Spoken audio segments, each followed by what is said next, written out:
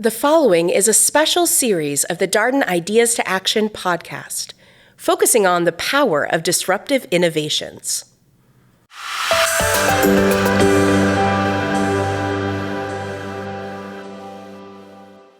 Hi, I'm Yael. Hello, I'm Mike.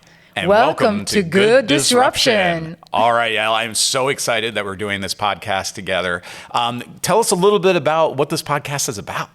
Well, this podcast is basically you and I talking, like we often do, about new cool technologies, innovations around us that are disrupting their industries. And what is disruption? Ooh, you tell me. You're the strategy professor. But maybe, Mike, we should back up and introduce ourselves first to the audience. Of course. Yeah. So I am Michael Lennox. I'm a faculty member here, been at Darden since 2008, teach primarily strategy, but have a lot of interest around innovation and new technologies. I teach a course on the digital age and all the changes that we're seeing in business and technology, and just very interested in how markets are disrupted by these new technologies and these new business models, if you will, that are arising. Thanks, Mike. And my name is Yael Grushka-Cocaine. I'm proud to say that I've been a professor here at Darden and your colleague since 2009. So I joined a little bit after you. I remember actually meeting you when I was here in one of my visits before I joined. My area of expertise is project management, new product development, decision analysis, which is the formal course that I teach in the core here at Darden. And I've been doing a lot in the data science space as well.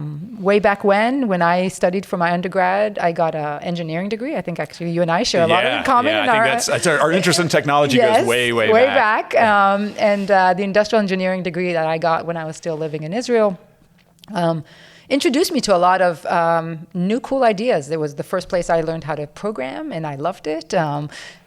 Really taught me a lot about the online space and how to think about new systems and new innovations. And since then, I've been really drawn to the tech space in general and innovations as well. It is true. We have very similar backgrounds because I did systems engineering, which is basically industrial engineering. Yeah. And I always point out this was, it's been 30 years now, so it's a long time ago.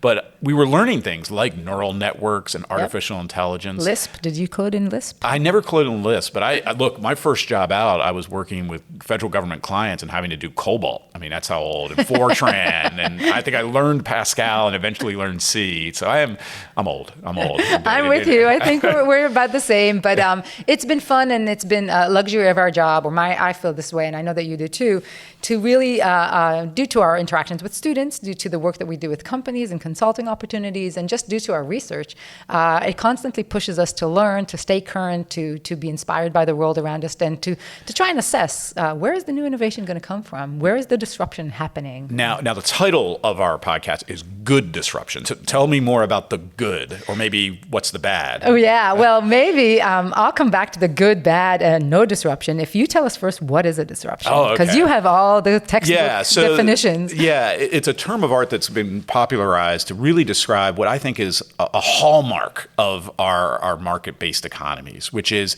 periodically new things come about and often replace the old. And so we can think of so many examples in the modern world where your Kodak, film and Kodak camera is replaced by your smartphone from Apple, or Blockbuster Video. Remember them? Yeah. You rent your videos, now everything's moved to streaming.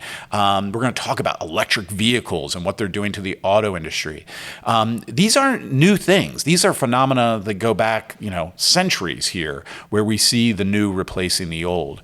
So disruption, can be both disruptive for those existing players, but can also be very positive and lead to new technologies, new ways of living. So the incumbents don't necessarily have to disappear. They just need to reinvent themselves if they stay around. Right? That's exactly right. And I think that's one of the things we're going to try to hit upon is, what is this going to mean for the organizations that are existing in the market when they face these disruptions? What does it mean for new entrepreneurial entrants who will be coming in many cases, serving as a disruptor here?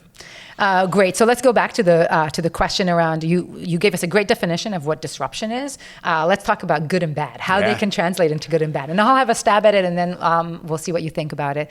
So for me, a good disruption is that ultimately there is more value than less, meaning after the disruption, the new business model, the new product, the new way of conducting oneself in that space is better for society at large. So that's better for the companies who are obviously they're successful, they're making revenue, or they're earning money, and better to the individual people who are using the service or using the product. They're better off in whatever it is that they're doing. So with electric vehicles, it's a classic example. Maybe we need to think about, is there more good than bad? Are people going to benefit? Is our planet going to benefit? Are the companies going to benefit?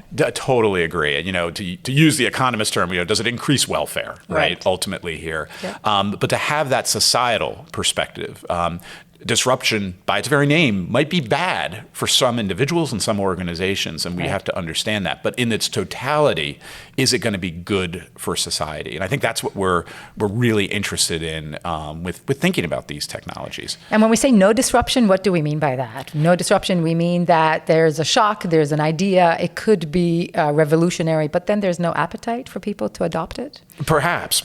And I think, history is littered with things that were going to become disruptive that never quite materialized. And so trying to do the best job we can in trying to forecast whether we think this is truly going to become this disruptive technology or in fact, whether it's not. I mean, we're not all driving our, I'm forgetting the name of the Back to the Future vehicle. Our DeLoreans.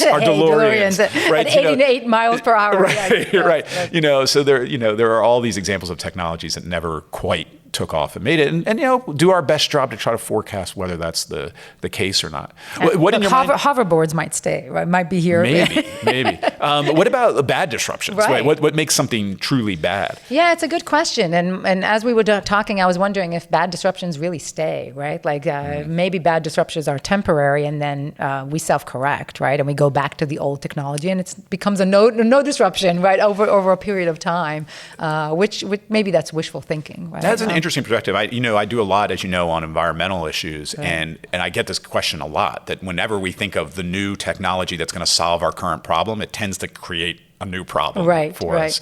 And I think that's, again, just something we have to understand and embrace. And so maybe it's time dependent. So going back, to the Industrial Revolution, there were a lot of disruptions during that time that today we would probably think of as bad disruptions because ultimately they've harmed the world around them. Well, look, we'll probably maybe take an opportunity to talk about things like social media. But right now and in current society, there's probably a lot of people who would say bad disruption. You go back no less than a decade, and remember like the Arab Spring, and people were talking about Facebook as this democratizing technology that was going to empower the world to fight autocracies and dictatorships. And man, that narrative has gone away in our current environment. And it definitely comes and goes in waves, and whatever is happening in the world definitely affects our judgment of a certain disruption. So during the pandemic, I think Zoom and online learning was a godsend to many individuals, and yet when folks stand back, they may not all think about online learning as a good disruption. So it really depends on the time.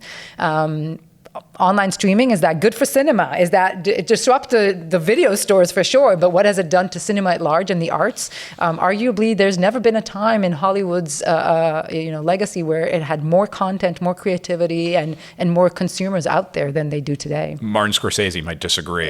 He's not really into that streaming future.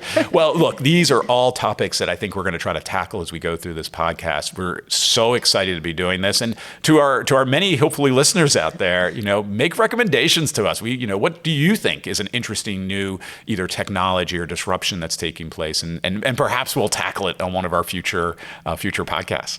Beautiful. I'll say while we're chatting before we get edited off, why do you think that it's so important for us to have this podcast out there in the world? I think, conversations around, again, technology and some of the shifts that are occurring can get so wrapped up into either doom and gloom or the opposite, overhype and overexcitement. And hopefully we can bring a level-headed perspective to some of these that you see out there. At least that's my hope. Yeah, and so I love that. So one of the things that we're going to be doing in this podcast is bringing in some guests periodically and experts in their field to give us their opinion, to share with us their knowledge of their disruption and why they're passionate passionate about it, and we'll still reserve the judgment on whether it is a good or a bad or a no disruption. But hopefully that will bring in some other perspectives that folks will like to hear. We will definitely need to bring some expertise beyond our own into these podcasts here as we go through various technologies. So looking forward to that as well. Wonderful. Well, join us, subscribe now, and we are excited for this journey ahead. Darden